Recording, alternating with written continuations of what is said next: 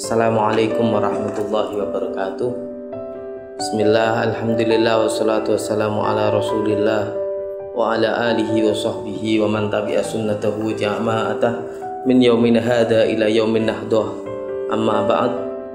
Para pemirsa yang dirahmati Allah subhanahu wa ta'ala, kita berjumpa kembali setelah beberapa hari atau bahkan beberapa minggu YouTube Ma'arif ini vakum. Hari ini kita memulainya kembali untuk menyambut tahun baru 2021. Maka tema pada ngaji bareng Ma'arif kali ini juga terkait dengan tahun baru Masehi 2021. Yang pertama yang akan kami bahas adalah tentang asal usul tahun baru, ya. Jadi sejarah perkembangannya, nanti tradisinya, dan juga nanti ada endingnya adalah hukumnya. Itu yang menjadi perdebatan masyarakat hari ini. Yang pertama asal usulnya, dalam catatan sejarah yang saya baca, di perayaan tahun baru itu sudah muncul pada abad atau pada tahun 2000 sebelum Masehi. Jadi 2000 tahun sebelum Masehi, penduduk Mesopotamia itu sudah merayakan pergantian tahun. Ya, ketika matahari tepat berada di atas Khatulistiwa atau tepatnya tanggal 20 Maret. Jadi perayaan tahun barunya Mesopotamia adalah 20 Maret. Hingga kini Iran pun masih merayakan. Jadi negara Iran itu masih merayakan tahun baru tanggal 20, 21, 22 Maret yang disebut Nowruz. Itu awalnya, itu pada masa 2000 tahun sebelum Masehi.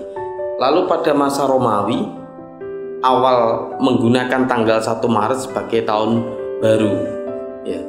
Ini budaya ini menggunakan equinox, musim gugur atau titik balik matahari musim dingin untuk menandai tahun baru.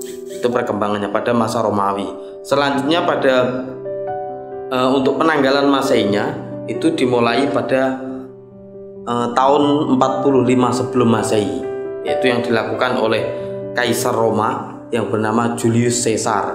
Itu yang mula-mula menggunakan tanggal 1 Januari sebagai permulaan tahun. Ya, itu pada yang dilaksanakan oleh Julius Caesar, Kaisar Romawi. Tapi pada pembuatan kalender tersebut masih banyak perhitungan yang kurang pas, ya, kurang pas. Lalu disempurnakan oleh yang berikutnya disempurnakan oleh, kalau yang kami baca adalah Paus Gregorian, ya, itu penyempurnaannya. Jadi kalau tadi Julius Caesar itu yang memulai pada 1 Januari. Itu kalendernya Julius. Nanti yang ada bulannya itu ada tambahan bulan Juli itu, yang asalnya ada bulan Quintilis lalu diganti dengan namanya bulan Juli.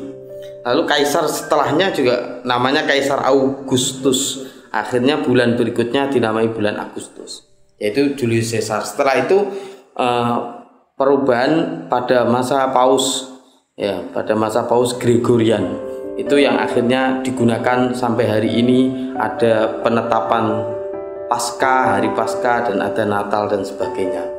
Itu perkembangan kalender atau kalender atau penanggalan pada masa lampau yang hari ini akhirnya dipakai sebagai penetapan tahun Masehi. Nah, ya, disebut tahun Masehi. Ada tradisi-tradisinya juga banyak perkembangan, banyak perubahan. Kalau dulu orang-orang Persia kuno itu ketika tahun baru mereka saling memberi hadiah telur. Ada kalau di Amerika Serikat dulu itu pakai kacang polong hitam. Ada yang dengan nyanyi-nyanyi dan lain-lain. Kalau hari ini perayaannya dengan di Indonesia adalah, atau bahkan di negara-negara lain, dengan cara pesta dan membunyikan trompet, menyalakan kembang api hingga petasan. Itu adalah tradisi-tradisi untuk menyambut tahun baru, ya, yang berkembang sampai hari ini. Lebih-lebih tahun baru Masehi pastinya yang dirayakan. Kalau tahun baru Hijriah jarang yang merayakannya. Tahun baru Masehi ini yang menjadi polemik selanjutnya adalah karena sejarahnya adalah dimulai pada masa tadi Romawi, ya, kerajaan Kaisar Romawi, dan yang dilakukan oleh orang-orang Kristen, dan namanya pun penamaannya pakai Masehi, ya, dari Masehi, ya, dari yang kita anggap sebagai Nabi Isa, ya, atau Masih Ibnu Maryam, itu akhirnya digunakan nama sebagai kalender atau tahunnya. Akhirnya sebagian orang memfatwakan, ya, ini yang menjadi perdebatan sampai hari ini adalah karena munculnya tradisi yang dianggap dari Kristen, akhirnya dianggap ini kalendernya Kristen. Kalau yang Hijriah itu adalah kalendernya Islam. Padahal ini hanya perhitungan tahun. Perhitungan tahun kalau Masehi menggunakan peredaran matahari, kalau Hijriah dengan menggunakan peredaran bulan. Dan keduanya itu disetujui oleh Al-Quran. Dalam Al-Quran disebutkan dalam surat Yunus ayat 5, "Huwallazi ja'ala asy-syamsa diya'an wal qamara nuran wa qaddarahu manazila li ta'lamu 'adadas sinina wal hisab. Ma khalaqallahu dzalika illa bil haqq. Yufassilul ayati liqaumin ya'lamun." Dialah Allah yang menjadikan matahari ini bersinar dan bulan bercahaya, dan menetapkan tempat-tempat peredaran tadi, peredarannya untuk mengetahui, ya, peredaran pastinya bulan ini, atau dalam sebagian tafsir peredaran matahari dan bulan ini, ya, untuk mengetahui hitungan tahun. Li ta'lamu adadas sinina, ini untuk mengetahui tahun. Jadi menggunakan syams, matahari, ataupun menggunakan qamar.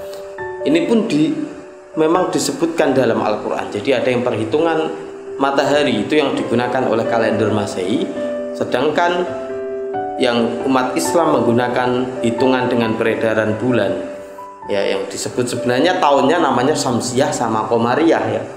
Kalau dengan peredaran matahari Syamsiyah, kalau dengan bulan Qamariyah, ya. Kalau namanya sekarang Masehi dan Hijriah.